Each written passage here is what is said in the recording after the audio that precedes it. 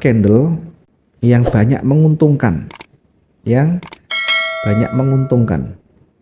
atau potensi profitable ya, banyak menguntungkan. Dari ratusan pola candle ya, mungkin bahkan ribuan pola candle, saya coba untuk memberikan beberapa yang berpotensi kita bisa coba dan kita bisa uji tingkat validitasnya. Yang pertama ada namanya pin bar. Apa itu pin bar? Pin bar itu singkatan atau panjangan dari Pinocchio bar. Pinocchio itu sifatnya banyak berbohong, jadi dilambangkan dengan hidung yang panjang. Maka pin bar itu candle dengan sumbu yang panjang, bodinya pendek. Candle yang sumbunya panjang, bodinya pendek. Nah, tentu nanti kita melihat dari sisi trennya kemana. Misalkan di awal dari trennya turun misalnya. Awalnya turun, bergerak turun. Jadi trennya awal turun. Kemudian muncul ini pin bar seperti ini. Apakah serta-merta ketika pin bar ini muncul kita langsung entry ya?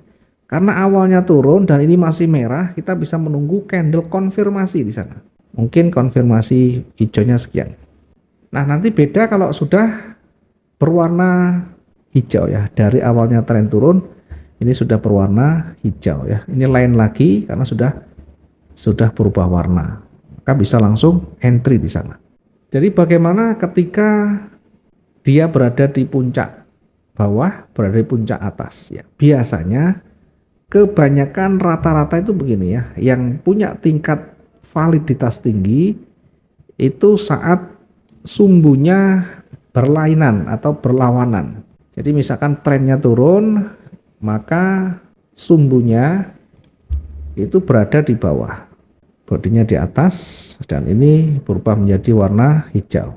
Jadi sumbu yang makin panjang ke atas ini berpeluang dia akan naik. Dan sebaliknya, ketika dia berada di tren naik, maka yang paling valid nanti ada sumbunya di atas dan diikuti dengan bodi yang pendek. Lebih valid lagi ketika dia sudah jadi warna merah. Jadi pin bar ini identik dengan sumbu yang panjang, bodinya pendek. Panjangnya berapa? Nah, biasanya lebih valid tentu lebih panjang. Dari bodinya kita ukur. Kalau sudah minimal 3 kali bodinya sudah disebut dengan candle panjang. Bahkan ukuran dua bodi pun sudah cukup sebenarnya ya. Cuma semakin panjang semakin valid di sana. Yang kedua ada pola namanya inside bar. Sering kita sampaikan ya, kita sebagai ringkasan saja ya, biar mengingatkan nanti. Ada inside bar di sana. Ada inside bar. Inside bar itu seperti apa? Inside bar itu ada 2 komponen, ada mother bar, ada inside barnya sendiri. Jadi kalau kita gambarkan begini ya, mother bar itu induknya, dia ada yang lebih besar seperti ini. Misalkan saya gambarkan di awal trennya turun misalkan ya, sehingga saya gambarkan dengan warna merah dulu. Dan ini ada sumbunya juga ya, contoh begini. Kemudian berikutnya diikuti candle lebih pendek ya, ini warnanya hijau. Oke, saya kasih warna hijau, kemudian saya kasih sumbu juga di sana ya. Oke, sumbunya agak pendek aja.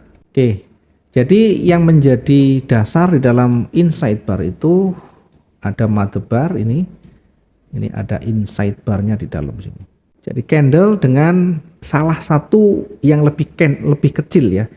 Kalau namanya inside bar itu yang lebih kecil yang depan. Nanti ada outside bar di balik, itu kondisinya kebalikan. Kondisinya sebaliknya. Jadi yang di depan itu pendek, bisa juga begini. Bisa juga nanti candle itu lebih pendek yang pertama. Yang pertama lebih pendek. Kita sampaikan karena ada strategi yang menggunakan pola candle ya. Jadi boleh-boleh saja. Yang kedua diikuti candle lebih panjang. Nah, seperti ini contohnya. Ada candle yang lebih panjang.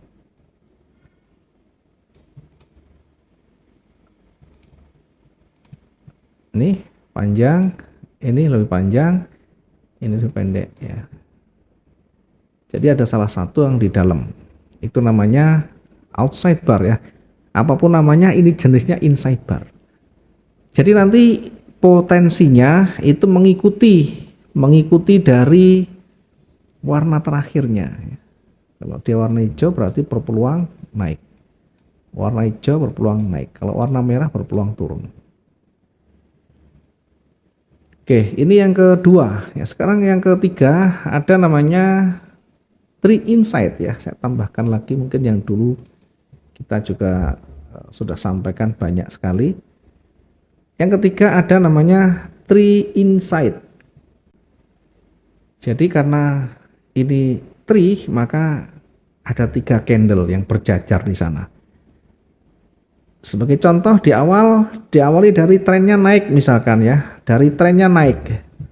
Saya contohkan trennya naik, saya kasih gambar candle berwarna hijau ya, sebagai bentuk ini contoh tren naik di awal. Kemudian selanjutnya diikuti candle yang berubah warna. Ya, misalkan kita tidak usah panjang-panjang, kita agak kecil aja dulu. Mengindikasikan market sudah mulai ragu di sana. Ada keraguan di dalam pasar ya, pergerakan sudah mulai ragu. Ragu itu ditunjukkan dengan candle yang mulai mengecil ya, momentum yang mulai habis, mulai berkurang. Kemudian diikuti candle warna merah ya, candle warna merah misalkan begini.